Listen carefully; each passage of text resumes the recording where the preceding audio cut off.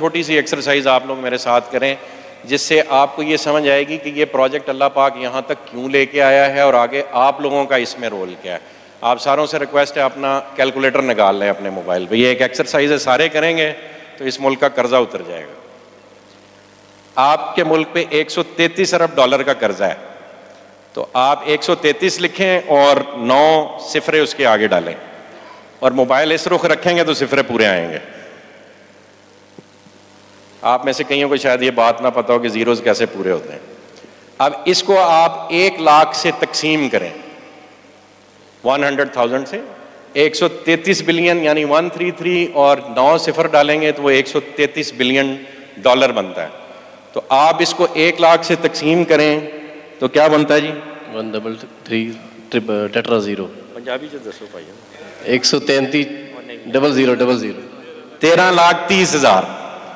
तो 13,30,000 बंदे इंसान, आपकी 9 मिलियन की यानी 90 लाख की ओवरसीज पाकिस्तानियों की आबादी है, उसमें से अगर 13,30,000 बंदे 1 लाख डॉलर जो कि बनता है 2,85,00,000 रुपया, जो डिफेंस पे 10 मरले का एक प्लॉट इतने का होता है, अगर वो ये फैसला कर लें कि इस नए आबाद होने वाले शहर में अगर उन्होंने एक 10 मरले का प्लॉट खरीदना है जो कि डेवलप होकर, जहाँ DHA आ गया, कैपिटल स्मार्ट सिटी बहुत मेहनत कर रहा है, ब्लू वर्ल्ड मेहनत कर रहा है, इस तरह का VN बन रहा है, तो अगर 13,30,000 बंदे एक एक प्लॉट लेते हैं और ये जो आप रकबा देख रहे हैं ये तकरीबन 12-13 लाख किनाल पे फैला हुआ है, तो इसमें 13,30,000 नहीं, इससे बहुत ज़्यादा यूनिट बन सकते हैं, अपार्टमेंट्स भी बनने हैं। और एक एक अपार्टमेंट 2-2.5 करोड़ रुपए का होना इस्लामाबाद में मेरा ख्याल है कोई बड़ी बात नहीं है। तो 13,30,000 बंदे अगर आपके इस शहर में एक एक प्लॉट एक एक अपार्टमेंट खरीदेंगे तो इस मुल्क का कर्जा उतर जाएगा। और अगर वो 2 कनाल का एक या 1 कनाल का एक प्लॉट खरीदते हैं यानी 2-2 लाख डॉलर की इन्वेस्टमेंट पाकिस्तान आती है, तो सिर्फ 5.5 या 6 लाख बंदों की ज़रूरत है इस मुल्क का कर्जा उतारने के लिए। ये इतना सिंपल है। अगर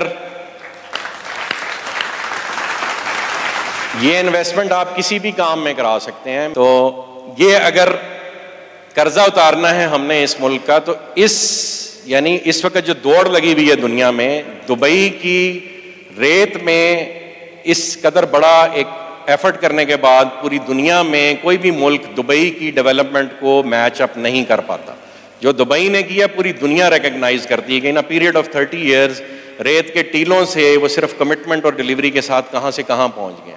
तो ये काम आप लोग भी कर सकते हैं, ये काम हम लोग भी कर सकते हैं। और ये सहरा अल्लाह पाक ने नईम साहब की फैमिली के साथ डाला कि उन्होंने दुबई से बड़ा रकबा यहाँ पे इकट्ठा कर दिया है।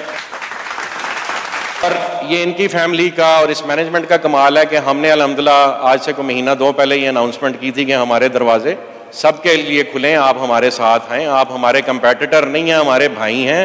इस मुल्क को हम सबके इकट्ठे होने की ज़रूरत है। हम इकट्ठे होकर सिर्फ एक प्रोजेक्ट से इस मुल्क का कर्जा उतार सकते हैं। अल्लाह ने चाहा ये काम कोई हुकूमत हमें करने दे या ना करे दे, हम ये इंशाल्लाह काम ज़रूर करेंगे और इस मुल्क के सारे बड़े बड़े डेवलपर्स मिल के करेंगे। नदीम साहब ने मलक रियाज साहब से मुलाकात अरेंज की, अल्हम्दुलिल्लाह हमको 3-4 दफ़ा आपस में मिल चुके हैं। पिछले 10 दिन में हमारी मुलाकात हुई। मलक साहब से हमने ये रिक्वेस्ट की है कि आके इस एरिया को लीड करें और ये सारा एरिया हमने उन्हें ऑफ़र किया है कि जी हम यहाँ से लेके मोटरवे तक सारा एरिया आपको देते हैं। हमारे साथ जॉइंट वेंचर की बुनियाद पे हैं, आपकी ज़मीन पे कोई कॉस्ट नहीं आएगी, ज़मीन हम अरेंज करेंगे, आप उस पर प्रोजेक्ट करें, ब्रांड अपना लेके आएँ, को ब्रांडिंग के प्रिंसिपल के तहत काम करें और मिलके हम इस मुल्क का कर्जा उतारें। ये आज की ब्रीफिंग का जी सबसे इम्पोर्टेंट पॉइंट था कि हमने सब ने मिलके ये शहर बनाना है और भीख मांग के नहीं, काम करके पाकिस्तान का कर्जा उतारना है इंशाल्लाह। जज़ाकल्लाह खैर।